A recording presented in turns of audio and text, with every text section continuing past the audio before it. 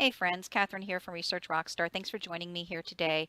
I'd like to talk about qualitative research today. I feel like there have been a lot of conversations in this series, as well as just conversations on the various market research and insights, social groups, and at industry events about big data, new data sources, and of course those are all important topics, but it does raise the question of in a world that seems increasingly focused on quantitative data, what does that mean for qualitative research?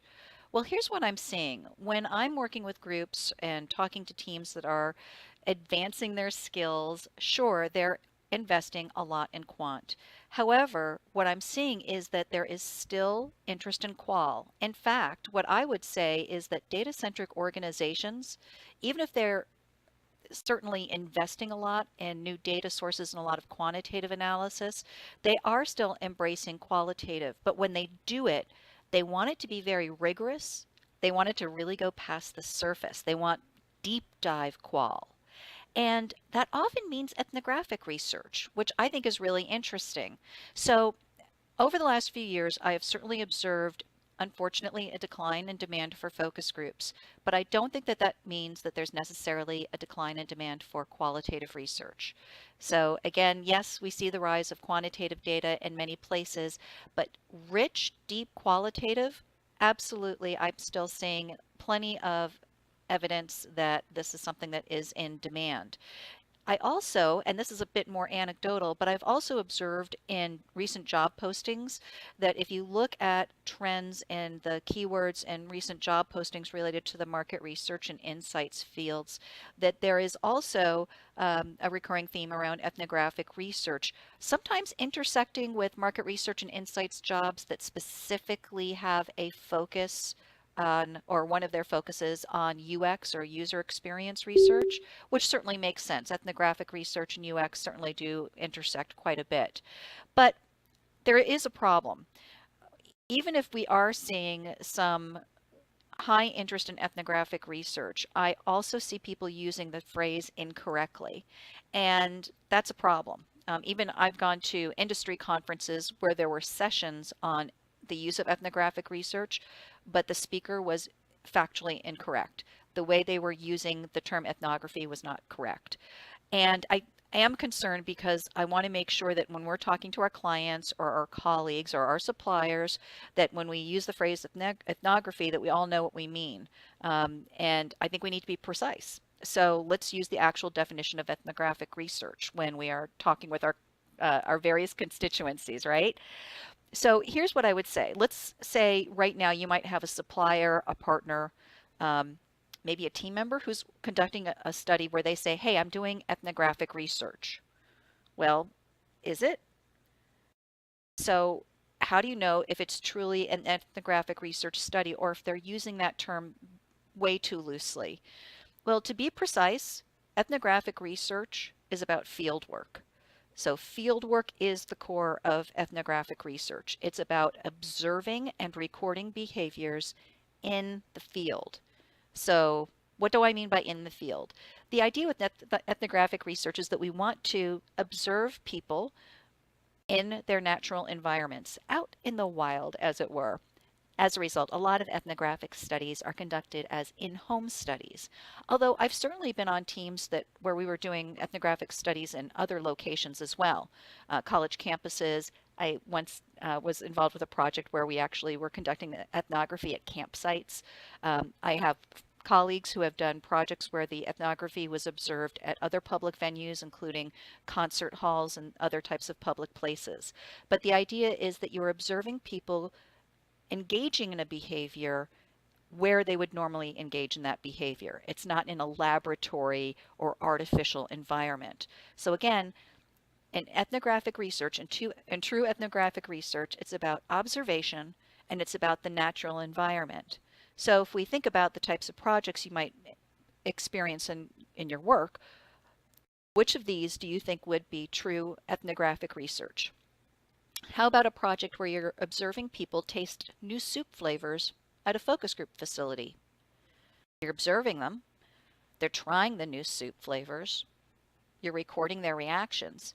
Is that ethnographic research? To be precise, no. because the focus group facility is an artificial environment. So by definition, that's not going to be ethnographic research. Is it still good research? Absolutely. Taste testing research in focus group facilities can be a very effective methodology and is widely used. So it's a great way to do research, but it is not ethnography. How about observing employee-consumer interactions at retail locations?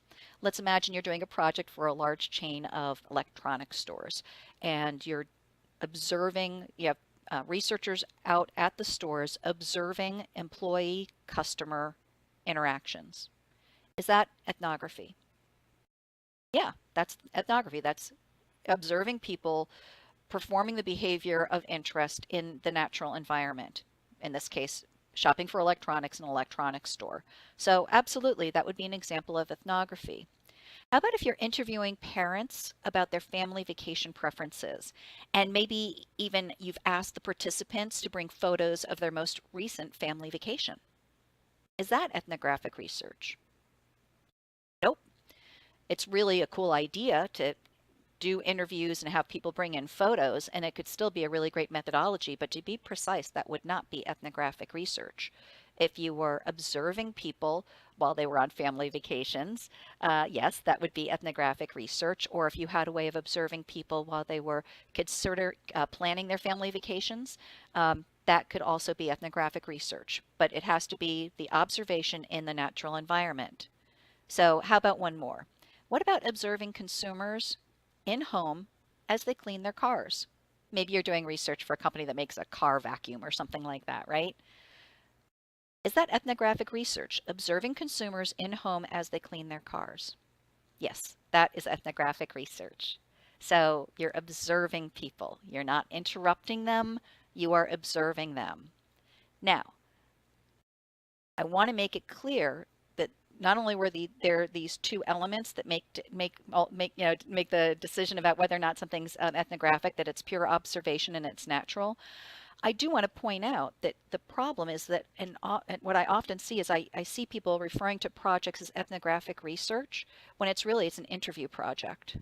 So if we take my third example, interviewing parents about their family vacation preferences, that's interview research, or IDIs as many of us like to call it, right? In-depth interviews.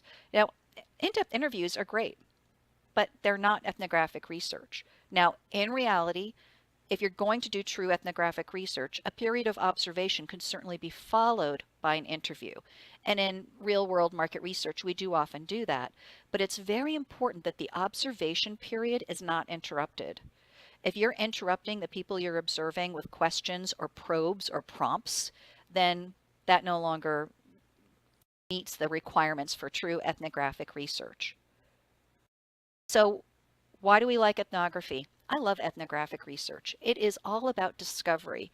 When you observe people actually doing things or buying things or using things or interacting in certain environments, it's really powerful. If you ask people questions, we know that they tend to over-rationalize and that many questions can be filtered, maybe due to social desirability bias issues, right? So we know that observation is really important. So ethnographic research is the really great way to do that. But I do want to point out, again, a series of in-depth interviews is not ethnographic research. And that's what I see a lot. People say, oh, I interviewed people in home, therefore it's ethnography. Not unless it included a very specific substantive observation period.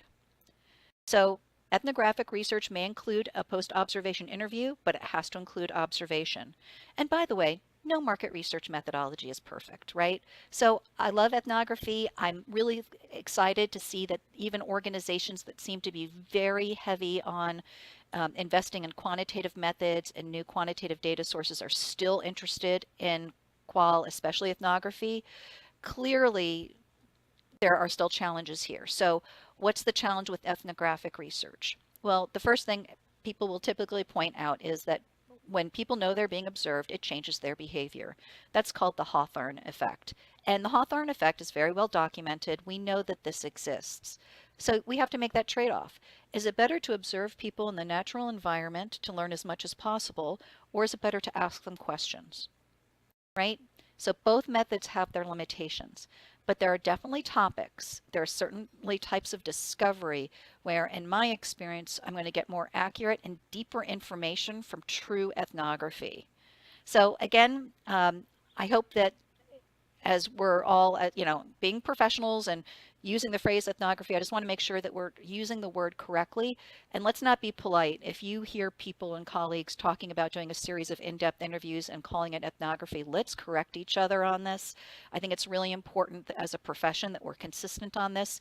Again, just because there seems to be some interest, I want to make sure that we're not going to run into issues where people feel like market research and insights professionals are using the phrase ethnographic research inaccurately, or are in any ways not fully understanding what it's about, right? As a profession, I want us to all be perceived as a highly credible, highly objective profession, and that means using the language correctly. If anybody has any questions about ethnographic research or anything else, please do feel free to add comments and questions and contact me. And we do have a class that's a very entry-level intro to ethnography class that you can check out at training.researchrockstar.com. That's available in both live online courses as well as in our on-demand format. And if you found this conversation useful, or you think somebody else who you work with might find it useful, please do share it, like it, and subscribe. Subscriptions are really important, both on YouTube and on iTunes. So whether you're watching this on YouTube or listening on iTunes, if you can subscribe and like, that would be really helpful to me. Thank you so much. Have a great day.